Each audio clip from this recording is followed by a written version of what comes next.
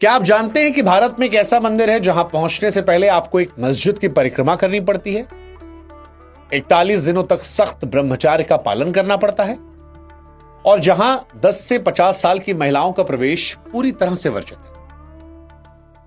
इस मंदिर का इतिहास महिषासुर, भस्मासुर और एक खतरनाक राक्षसी से जुड़ा हुआ है। ये कहते हैं कि इस मंदिर को बनाने खुद भगवान परशुराम आए थे। आज की कहानी केरल के जंगल में बसे सबरीमाला मंदिर की। आज की कहानी भगवान अयप्पा की। जिस भगवान अयप्पा को लाखों लोग स्वामीये शरणम अयप्पा कहकर पुकारते हैं, उनकी जन्म कथा इतनी रोचक है कि सुनकर आप दंग रह जाएंगे। ये कहानी शुरू होती है महिषासुर के मरने के बाद। महिषासुर की बहन महिषी को लगा कि देवताओं ने धोखे से उनके भाई को मार दिया। वो बदला लेने के लिए ब्रह्मा जी की कठोर तपस्या करने लगी। ब्रह्मा जी प्रसन्न हुए, वरदान मांगने कहा। महिषी ने अमरता मांगी, लेकिन ब्रह्मा जी ने कहा कि जन्मा है तो मरेगा भी, अमरता नहीं दे सकते, कुछ और मांग। तब महिषी ने चालाकी से कहा, मुझे ऐसा वरदान दें कि मुझे सिर्फ शिव और विष्णु के मिलन से जन्मा पुत्र मार सके। ब्रह्मा जी ने तथास्तु कह दिया। वरदान मिलते ही महिषी ने तीनों लोकों में आतंक मचा दिया। देवता परेशान, कोई उसे मार नहीं सकता था।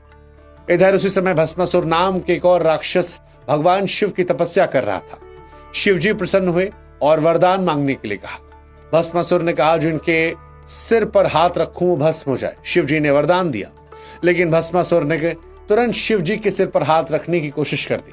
भगवान शिव वहां से हटे, ब्रह्मांड हिल गया। तब भगवान विष्णु ने मोहिनी का अवतार लिया। इतना सुंदर रूप के देखने वाले मोहित हो गए। भस्मासुर मोहिनी पर फिदा हो गया। मोहिनी नृत्य शुरू किया, भस्मासुर भी वही नृत्य करने लगा। अंत में मोहिनी ने अपने सिर पर हाथ रखा और भस्मासुर ने भी वैसे किया, जिससे वो खुद भस्म हो गया। भस्मासुर के मरने के बाद मोहिनी रूप में विष्णु जी भगवान शिव के पास गए। शिव जी मोहिनी की सुंदरता को देखकर मोहित हुए। दोनों के मिलन से एक दिव्य बालक का जन्म हुआ। नाम पड़ा हरिहर सुत, यानी शिव और विष्णु का पुत्र। यही बालक बाद में भगवान अयप्पा कहलाए। उनका जन्म सिर्फ एक उद्देश्य से हुआ था, महिषी का वध करना।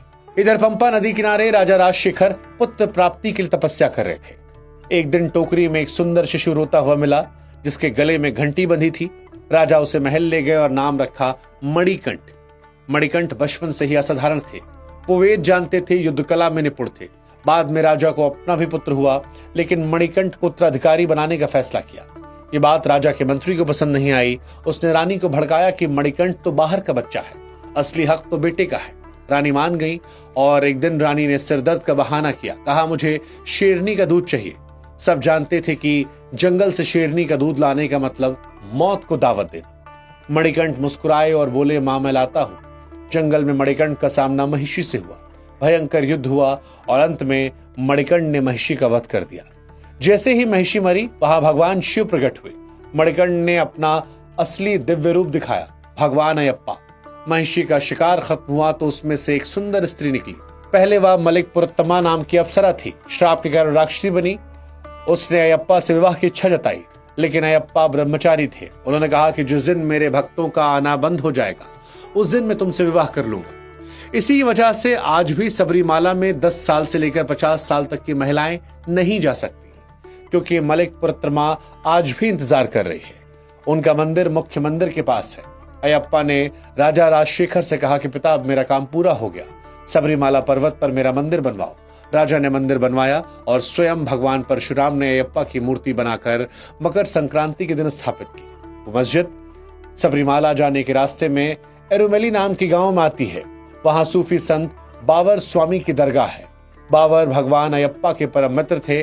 अयप्पा ने महिषी से युद्ध करने से पहले बावर की मदद ली। इसलिए आज भी हर श्रद्धालु पहले बावर स्वामी की दरगाह की परिक्रमा करता है, फिर अयप्पा के दर्शन करता है। हिंदू मुस्लिम एकता का जीता जागता प्रतीक यह स्थान है। तो ये थी भगवान अयप्पा और सबरीमाला मंदिर की पूरी कहानी। एक तरफ ब्रह्मचर्य की शक्ति, दूसरी तरफ सभी धर्मों का सम्मान। यही कारण है कि हर साल लाखों लोग माला पहनकर 41 दिन का व्रत रख के, काले वस्त्र धारण करके स्वामीये शरणम अयप्पा बोलते हुए इस पवित्र यात्रा पर निकलते हैं। आपको भगवान अयप्पा की कहानी कैसी लगी? अगर कभी सबरीमाला जाने का प्लान बने तो जरूर याद रखिएगा और जाते वक्त कहिएगा, स्वामी शरणम अयप्पा। इस चैनल को सब्सक्राइब करना भी मत भूलिएगा और कोई और किस्सा कहानी सुनना है तो वो भी कमेंट सेक्शन में लिख दीजिएगा।